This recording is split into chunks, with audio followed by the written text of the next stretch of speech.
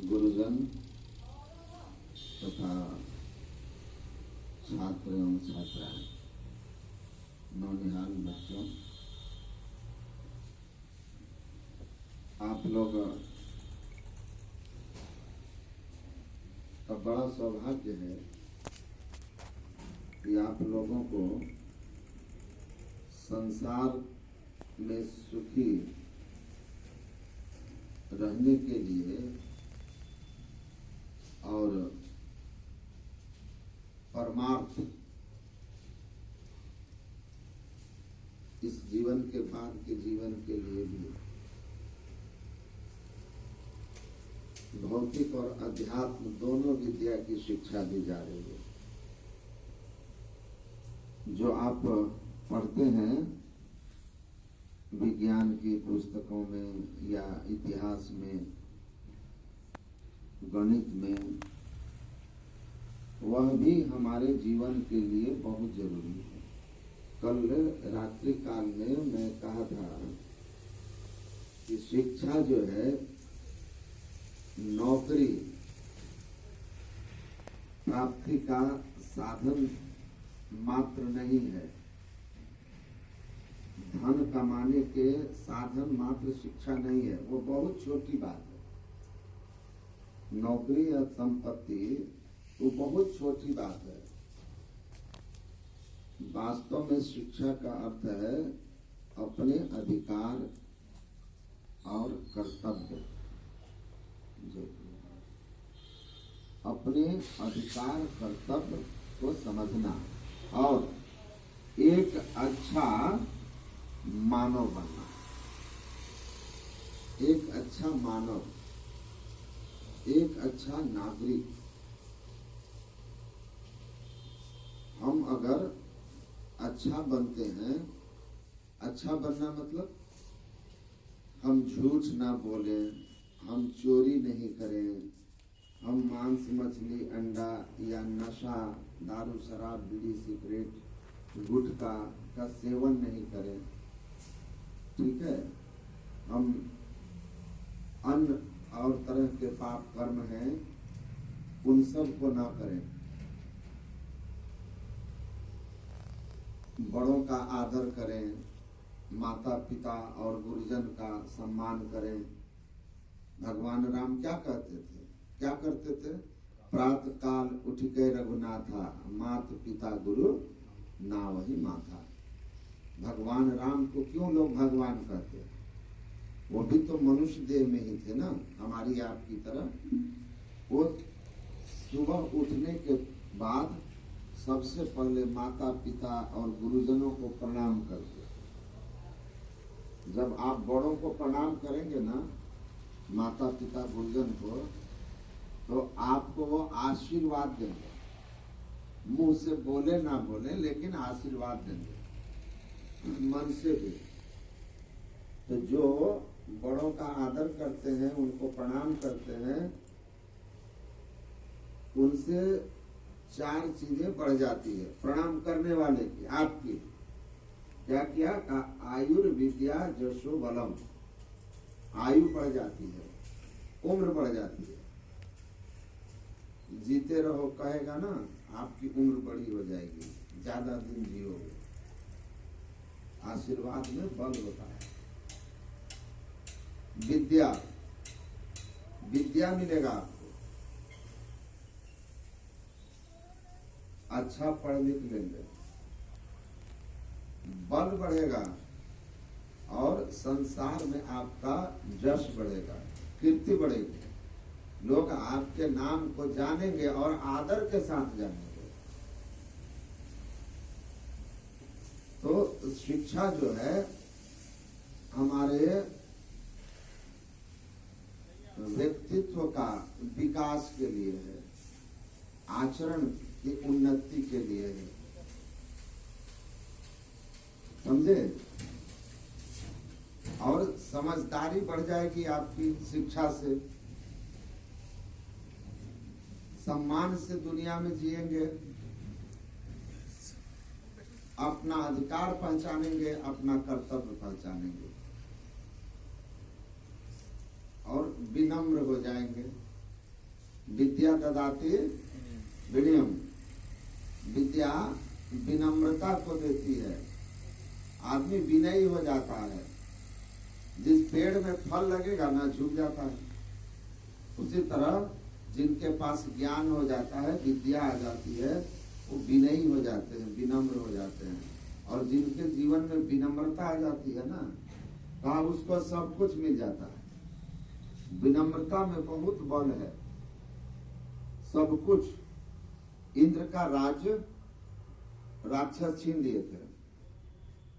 वो अपने गुरु से कहा कि हमारा राज्य कैसे वापस आएगा। कहा कि जाके प्रहलाद जी की आप सेवा कीजिए, वो जब आप पर खुश हो जाएंगे ना प्रहलाद, तो आपको कहेंगे कि वरदान मांगिए, हम आपकी सेवा से प्रसन्न हैं, कुछ मांगो। तो आप कहना प्रहलाद बहुत बड़े भक्त थे, जिनकी रक्षा के लिए भगवान खूंटा से बाहर निकले थे, खंबे से नरसिंह बनकर। कहा कि आप कहना कि आपके अंदर जो शीलता है, विनम्रता है, वो गुण हमको दे दीजिए। राज मत मांगना, शीलता मांग लेना, विनम्रता मांग लेना।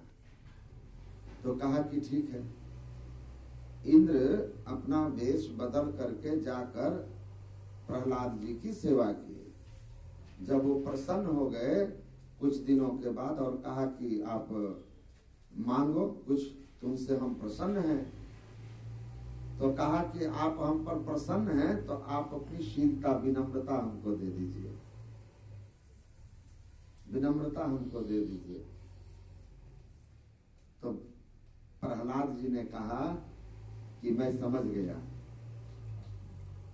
आप इंद्र हैं, गुरु बृहस्पति की सिखाई हुई शिक्षा से आप हमारे पास आकर सेवा कर रहे हैं। मैं आपको शीलता देता हूँ, साथ ही साथ आपको आपका राज्य भी लौटाता हूँ। तो विनम्रता में बहुत गुण है, सेवा में बहुत गुण है। विद्या से विनम्रता आनी चाहिए। विद्या हमको एक अच्छा व्यक्ति बनाए। जीवन की सफलता इसी में है कि आप अच्छे इंसान बन जाओ, बाकी सब कुछ अपने आप हो जाएगा। कबीर साहब ने कहा है कि शीलवंत सबसे बड़ा, सब रत्नन की खान, तीन लोक की संपदा रही शील में आन। आप विनयी हो जाएंगे ना, आपके लिए कुछ भी असंभव नहीं रहेगा।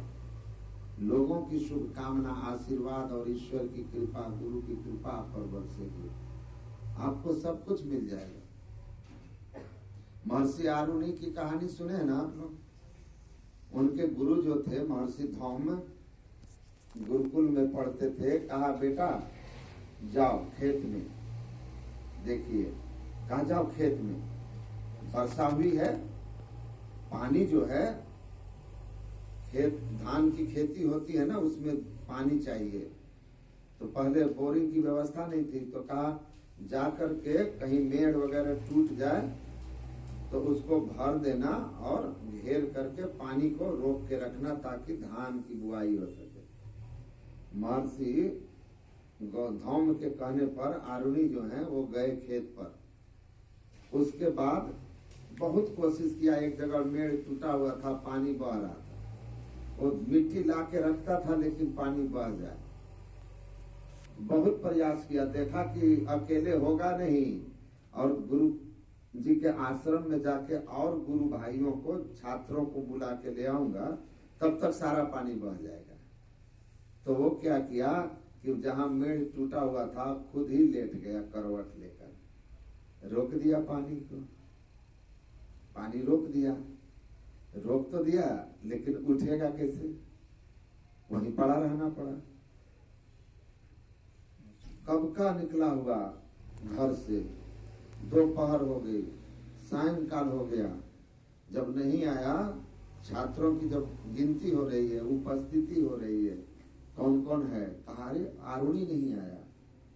महर्षि धौम ने कहा मैं उसको खेत पर भेजा था मेड़ ठीक करने के लिए, लालटेन लिए और उसको लेकर कुछ छात्र को साथ लेकर विद्यार्थी को शिष्य को महर्षि धौम जो उनके गुरु थे पढ़ाते थे गए खेत पर। गए तो अंधेरा, लाइट तो थोड़ी दूर तक जाती थी 3-4 फीट। तो पुकारने लगे आरुणी आरुणी। तब दूर से आवाज आई मैं यहाँ हूँ गुरुजी। जमीन बहुत बड़ा था। मैं यहाँ हूँ गुरुजी। कहा वहां क्या कर रहे हो, आओ यहाँ।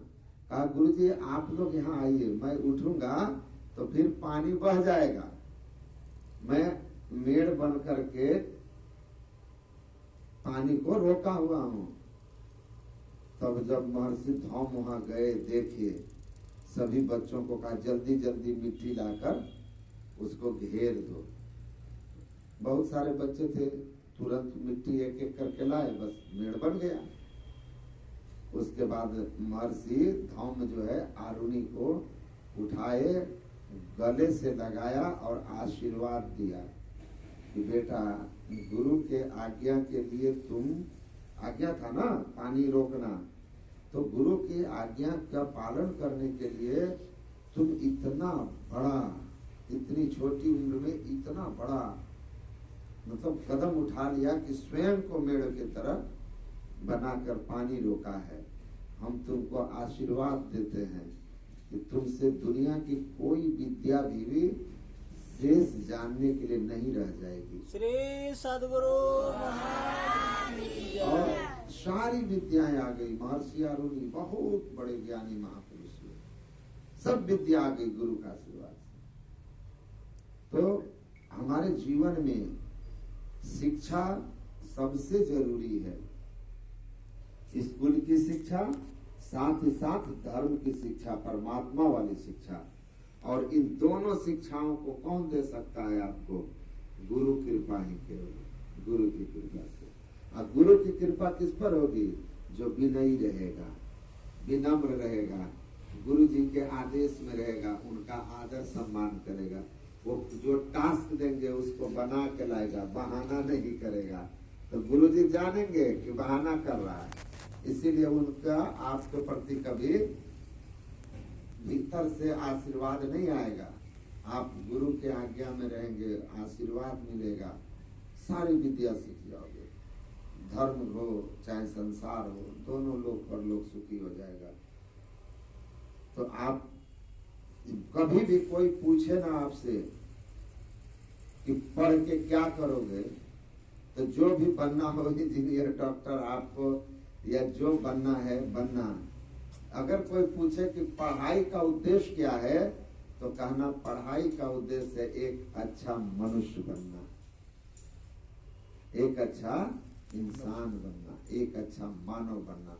अच्छा मानव मतलब जो सच्चाई के रास्ते पर चलता हो, जो धर्म के रास्ते पर चलता हो, बड़े का, माता पिता का, गुरुजन का आदर मान करता हो,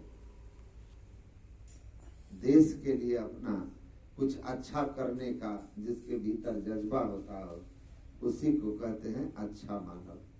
ठीक है? और याद रखिएगा, शिक्षित हो जाइएगा ना। मैं कल कुछ बच्चे थे, मैं कहा था शिक्षित हो जाइएगा, तो आप अशिक्षित आदमी 10 लाख रुपया से जितना अपना जीवन को सुंदर ढंग से नहीं जी सकता, आप 1 लाख रुपया में उससे 1000 गुना ज्यादा इज्जत, प्रतिष्ठा और स्टैंडर्ड का लाइफ जिएंगे। ये शिक्षा की महिमा है, शिक्षा की महिमा है, समझे? एक लड़की को देखने के लिए रिश्तेदार आए थे, आते हैं ना देखने के लिए। तो लड़की से पूछा लड़के वाले ने कि घर में चावल है, दाल है, आलू है, इसके अतिरिक्त कुछ नहीं है, तो आप रिश्तेदार आ गए तो क्या बनाओगे? तो लड़की बोली खिचड़ी चोखा। चावल दाल मिला देंगे, आलू मिला देंगे, खिचड़ी चोखा बना देंगे। पढ़ी लिखी थी ही नहीं, खिचड़ी चोखा ही जानती थी। दूसरी लड़की दूसरे जगह एक बार और गए, उससे पूछा अच्छा आपके घर में यही कुछ है, रिश्तेदार आए तो क्या बनाओगी? तो बोली भात दाल चोखा। एक पढ़ी लिखी थी, उससे पूछा आपके घर में आलू है, दाल है और चावल है, रिश्तेदार आ गए तो आप क्या सब बनाएंगे? बाकी मसाला है, तो आप उनके लिए क्या क्या बनाओगी? तो बोलती है चावल बनाएंगे, दाल बनाएंगे, उसके बाद आलू का चोखा बनाएंगे, आलू दम बनाएंगे, आलू की भुजिया बनाएंगे, आलू चिप्स फ्राई करके बना देंगे, दाल का तड़का बना देंगे और आलू का चावल का पुलाव बना देंगे। जीरा राइस, फ्राइड जीरा राइस कर देंगे। देखो सबको व्यवस्था एक थी ना, ज्ञान के कारण कितना अंतर हो गया। अब किसी को इतना वेराइटी खिला दो तीन ही चीज का, वो तो गदगद हो जाएगा कि नहीं हो जाएगा? अब तुम कहोगे खिचड़ी चोखा तो भाग जाएंगे। ये है शिक्षा, इसको शिक्षा बोलते हैं। थोड़े को बहुत अच्छा ढंग से जीने की कला का नाम है शिक्षा। इसमें यह भी है, और अच्छा आदमी बनना और बड़ों का आदर करना, विनयी होके रहना, ये सब शिक्षा से मिलता है। साथ साथ ध्यान, सत्संग, परमार्थ की शिक्षा है। दोनों आप लोगों को यहाँ दिया जाता है। जन्मों के पुण्य का फल है। हम आप सब लोगों के लिए शुभकामना। और यहाँ जो गुरुजी लोग हैं, जो भी शिक्षक शिक्षिका, उन सब लोगों से मेरी यही गुजारिश होगी कि आप लोगों को दोनों संस्कार निर्माण में पूरा का पूरा सहयोग करें। बहुत धन्यवाद आप लोगों को जो ऐसा शिक्षा व्यवस्था किए हैं और बच्चों को इस उम्र से आप उनको सही दिशा दे रहे हैं। अभी आप कच्चा मिट्टी के समान है। ये गुरुजी लोगों के हाथ में है, ये जो चाहेंगे आपको बना सकते हैं। बस आपको इनके हिसाब से, इनके आज्ञा में रहना है। ये आपको बड़ी महिमावान बना देंगे।